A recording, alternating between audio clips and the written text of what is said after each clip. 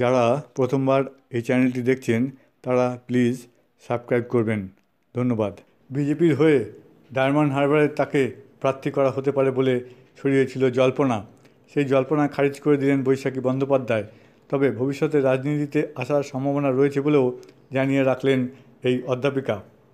শোভন চট্টোপাধ্যায় ও বৈশাখী বন্দ্যোপাধ্যায়কে বিজেপি প্রার্থী করতে পারে বলে জল্পনা ছিল।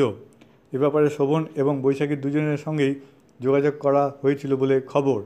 সেই খবর স্বীকারও করেছেন বৈশাখী বন্দ্যোপাধ্যায়।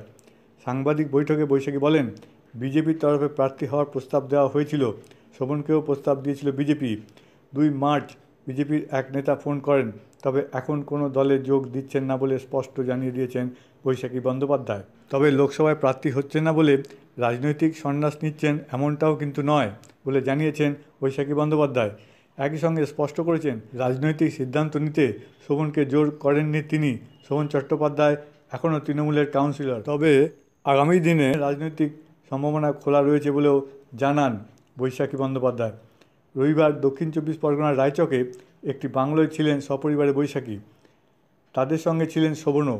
রাতে ওই বাংলো ঘিরে কয়েকজন গালিগালাজ করে, এমনকি হুমকিও দেওয়া হয়। এই খবরটি টুইট করে সিপিএমের রাজ্য সম্পাদক সূর্যকান্ত মিশ্র বলেন, অসভ্য বর্বরদের রাজত্ব। এক মহিলা, তার বৃদ্ধা মা ও অপ্রাপ্তবয়স্ক কন্যা ও প্রাক্তন মেয়র সশস্ত্র দুষ্কৃতীদের হাতে আটক বাংলোর ভিতরে।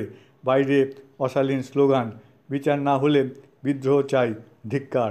এজন্য সূর্যকান্ত মিশ্রকে কৃতজ্ঞতা জানিয়েছেন বৈশাখী বন্দ্যোপাধ্যায়।